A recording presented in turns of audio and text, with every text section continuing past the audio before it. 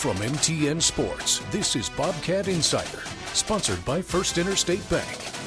It was a 4-0 weekend for men's and women's basketball. The women are coming home with a 10-0 Big Sky record, hosting second place Northern Arizona on Thursday night, while the men have won 5 of their last 7. I'm Keaton Galogly alongside Grace Lawrence. We'll have head coaches Matt Logie and Tricia Binford joining us here in studio. All right, Grace, let's talk about the men. They are now 5-5 in Big Sky play. Maybe they're finding a little traction. Yeah, I mean, the men are really starting to put it together. Maybe it was that lineup shakeup that Logie implemented a couple of weeks ago, but the energy has been great from the jump.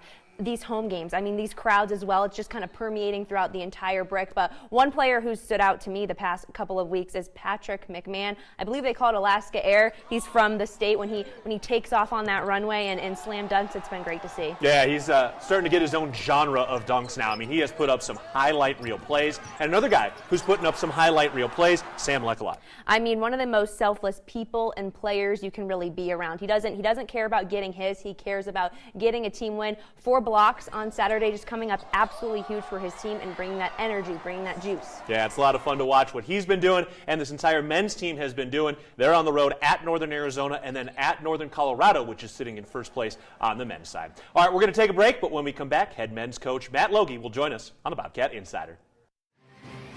Take coverage of the Cats with you. Download our app for your favorite mobile device today.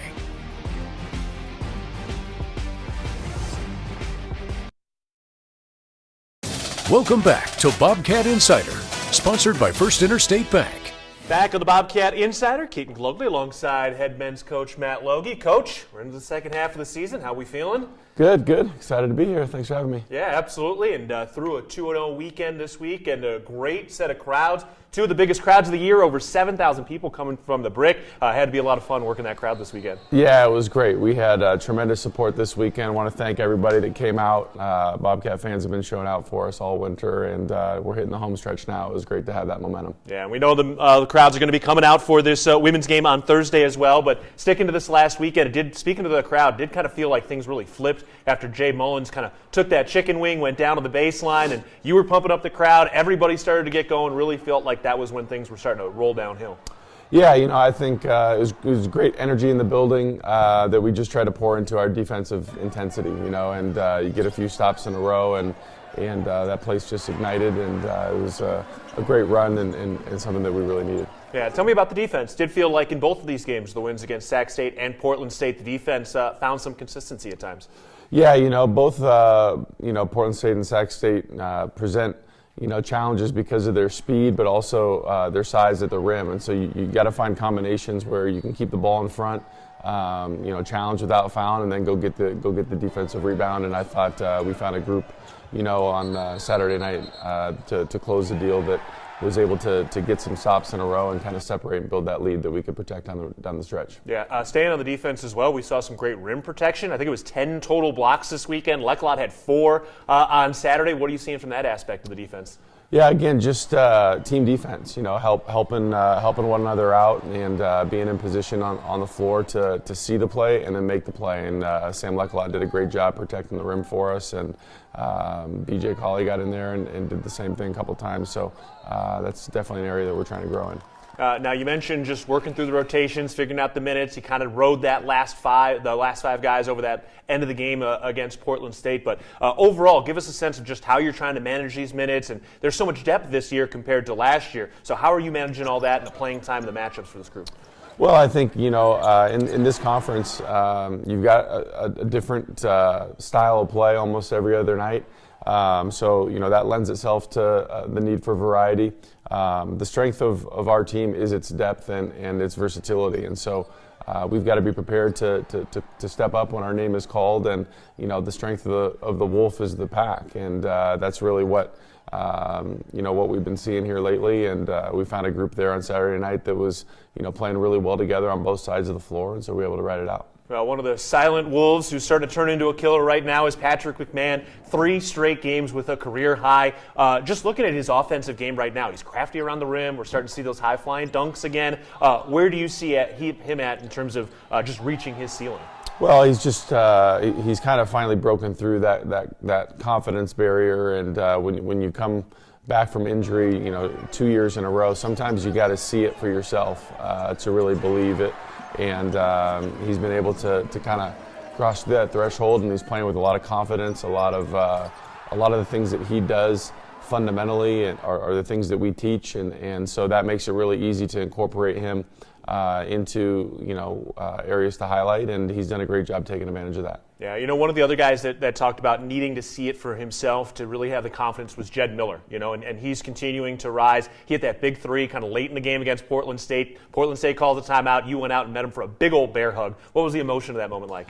Well, there had been about 2 or 3 other moments in the game where, I was pleading with him to shoot the basketball because I didn't think that they were covering him on the perimeter close enough. And sometimes against good defenses, and Portland State is one of the best in the conference, you only get one great shot in a possession. And so I really encouraged him earlier in the game to step up with confidence, and nobody can believe in you more than yourself. And I said, you're going to hit a big one, and sure enough, he stepped up at a big moment and did it. So just a lot of joy for him at that moment. Yeah, it's fun watching him celebrate too, just the big screams, and then he had that no-look pass to Sam Leck as well. It's got to be fun watching him distribute this offense, especially now with his 2 years of experience in your system.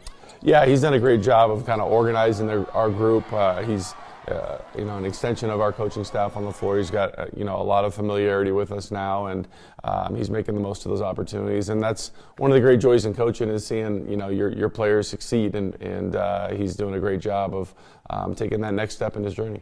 All right, another guy I want to talk about is Jabe Mullins. It felt like early in that Sac State game on Thursday, he came out with an extra edge, especially on the defensive side, and then he had a couple of the key plays down the stretch against Portland State. He got tied up with Minot on that holdup, and then hit the big three, that sort of thing. So what did you see from Jabe? Did seem like he kind of turned a corner this weekend. Yeah, I thought his, as you mentioned, his defensive intensity on Thursday really kind of set the stage for his whole weekend, just really got him locked in. He was very, very aggressive on both sides of the ball. But it started with his defensive intensity and getting deflections and making those hustle and toughness plays, just kind of carried over to the offensive end where he could be just free and confident and comfortable and aggressive at the same time.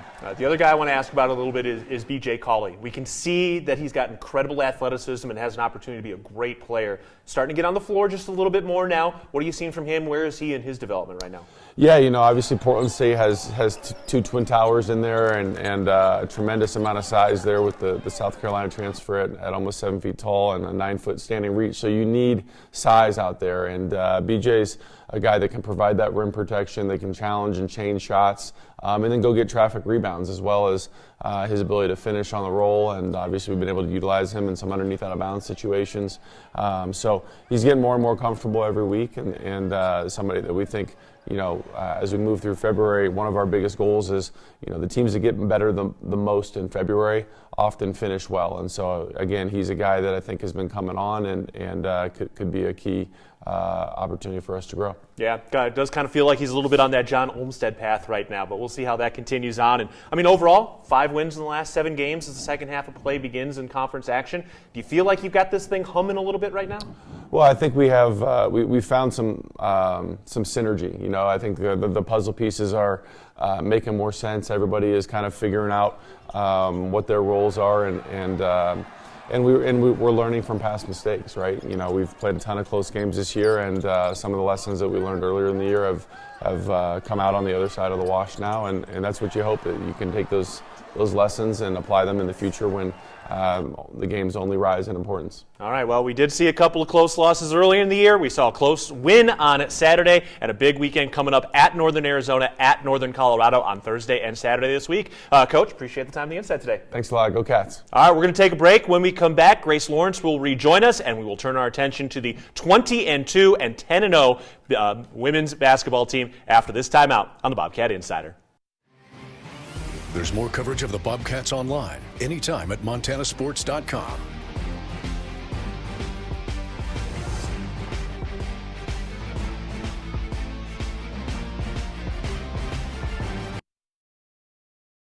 Welcome back to Bobcat Insider, sponsored by First Interstate Bank.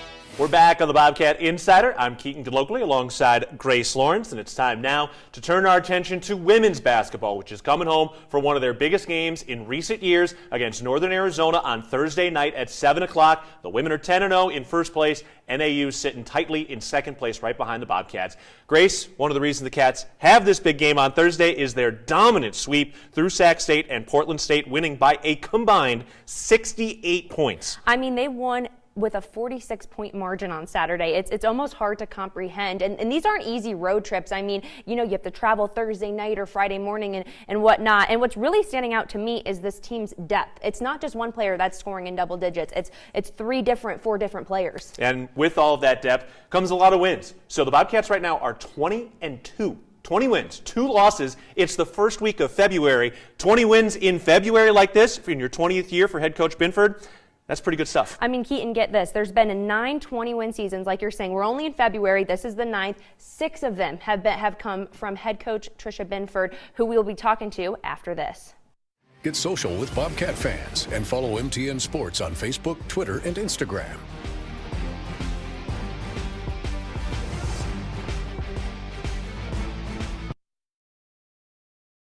Welcome back to Bobcat Insider, sponsored by First Interstate Bank. Welcome back into the Bobcat Insider. Grace Lawrence joined alongside Coach Tricia Binford. Thanks for joining me today. Good to be here, Grace. Now another road week sweep. You guys are 10-0 in conference. How does that feel? How does a 13-game win streak feel? Well, it feels great where you're in this momentum, but you also know you got to keep your kids in the present. You got to focus on your next game, and there's a lot of season left. Yeah, in the midst of a season this special and the win streak you guys are on, especially that senior group, what's it like taking that in and then, like you're saying, you know, staying in the moment? Well, I think our upperclassmen are doing a great job of just celebrating the moments, but also turning the page the next day. And, you know, they wrote 20 on the board after the game. They're excited about that, but it was no fireworks or anything. It was more of let's enjoy this tonight, and then we're back on our home floor. We've been on the road for so long. We're ready to be back here in the brick. Definitely. Your team motto this season, the hashtag is all for one. I haven't asked about that this season. Where did that kind of stem from, and what do you guys stand for this season? Yeah, well, we did some team building exercises over the summer. So the 4 and the 1 kind of playing collectively for each other. Those kind of things were created by them. We also have a 4-ring goal in our locker room, so that was incorporated in it. But really, we were talking about even in the summer that this was going to be a very deep team, a very talented team, and it was going to take a lot of sacrifice to maximize everybody. And so I think they've really bought into it. Yeah, starting the road week at Sacramento State, Caitlin Martin was 50% from 3. She was absolutely going off. What have you liked from her in her senior season? I think what I love most about her is she's just enjoying her super senior year, we call it. She's just playing with joy. She's playing loose.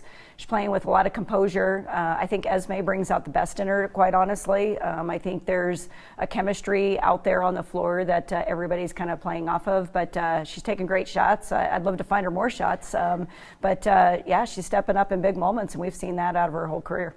Yeah, and then talking about the younger core that comes off the bench and brings that energy, Taylor, Addison, Natalie, where does that energy stem from with them? Oh gosh, if you meet any of them, it's just there. I'm like it was funny. I think Taylor had a cup of coffee yesterday morning. She couldn't go to sleep. I'm like, this is you on a cup of coffee. We don't need any coffee, right? She's always energetic. Natalie showed up that way. Addie Harris, she's always celebrating everybody. We've recruited energy, we've recruited speed, but boy, do they bring out just a spark off that bench, and the team really feeds off of it. Yeah, and then talking about Saturday, a huge win at Portland State. Esme's return to a gym she spent a lot of games in. What was that like for her and the performance she had? Yeah, going into it, it was more of just kind of business as usual, trying to just focus on the team, and I think she did a great job of that. You know, there is a lot of opportunity to have distractions of, you know, a lot of family in town to play for. Addison Harris had her high school team there. You know, sometimes you want to play too hard for people that are there to support you, and at the same time, our team just did a really good job of focusing on each other and stepping on the court and really executing the game plan. Yeah, and talking about that game plan, that defensive standard, once again, not letting them score in the final 6 minutes of the game. How dialed in is this team, especially on defense? I mean, you know, we kind of backed off our press the last few minutes and kind of picked up in the half court, and you just can't turn on what kids turn off what kids are. And they got some steals on some reversals, and they just kept playing and having fun, and we were able to get everybody in the game, and they were giving tremendous minutes. And so that's one of those things that when you have a full team and a full roster, you want to make sure that there's joy to celebrate everybody. And one of those greatest moments was Hannah hitting a corner three the night before. Devin, our shooting coach, was out there shooting with her and Izzy, and she hit it right from that spot. And that's where this team is at. Kids are just ready. They're locked in. They're continuing to get better, and we just need to do that. Yeah, and then you guys returning home this Thursday, going to have to be locked in, hosting second place NAU. You guys grabbed a huge win down in Flagstaff. Esme had 30 points in that game last month. What does the preparation week look like this week? Well, today we're going to go a little bit lighter, doing a lot of film, doing some team chemistry stuff, and then Tuesday, Wednesday will kind of be more of that prep days leading up to it. But we want to keep the rhythm consistent. We don't want to change course on that. But we also know we need a better start this time around. We had to dig ourselves out of a hole, and we want to have a great start, which we did at Portland State. We want to build off that. Yeah, I was going to ask, NAU did get out to that lead. How do you limit early opportunities from them, and how much does the brick help in that, playing it at home? Yeah, the brick's going to be huge. Obviously, we're promoting this week for 2 home games, 2 big games, 2 great marketing games. Wearing my ski stuff for the Thursday night game, and then we have Pack the Place in pink on Saturday. But obviously your crowd brings a ton of energy, and what we didn't do well was transition defense. NAU is very, very good in the open court, and I think we gave up double digits in the first quarter just in that alone.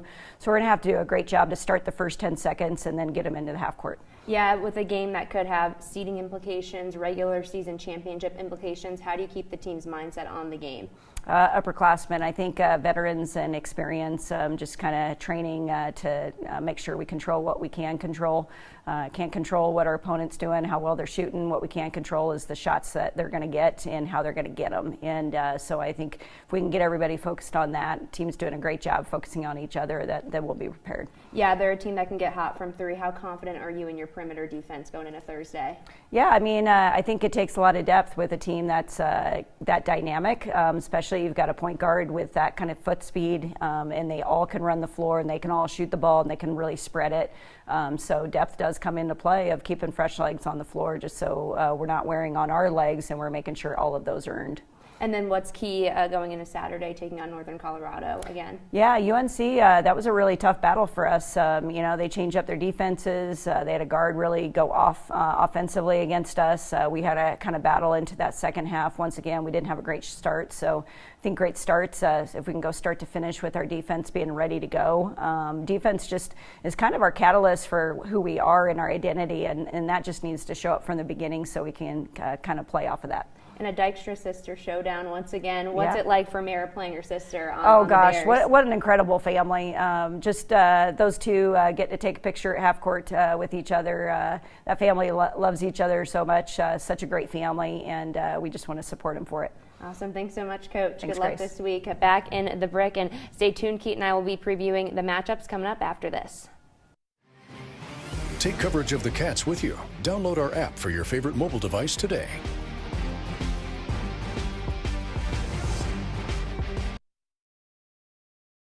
Welcome back to Bobcat Insider, sponsored by First Interstate Bank. Welcome back into the Bobcat Insider. Grace Lawrence joined alongside Keaton Galogly, and we might be in the first week of February, but this Thursday has a March Madness, March type of feel. No doubt. Montana State and Northern Arizona, 7 o'clock tip-off. Really as close as you can get to kind of a regular season Big Sky championship type game here in the beginning of February. I mean, this will probably have seeding implications and regular season championship implications. You know, when they went down to Flagstaff last month, it was a huge road win. Esmeralda Morales kind of put the team on her back, had 30 points in that game, walked out with the win, but they had 4 double-digit scorers over on the Lumberjacks, and what's going to be key is also shutting down Sophie Glancy, a very dynamic, well-coached team in NAU. Yeah, and for Montana State, they got off to a slow start at Flagstaff against Northern Arizona. We've seen a few slow starts. We have seen the offense sputter from time to time, so it'll be interesting to see if Montana State can come out hot on Thursday in front of a big-time crowd at the Brick. Meanwhile, the men have a chance to get over 500 in Big Sky play for the first time all year on Thursday night at Northern Arizona. And then they get some revenge against Northern Colorado, who's in first place after losing to the Bears by just 1 earlier this year. All right, that'll wrap up this episode of the Bobcat Insider. We'll talk to you again next week.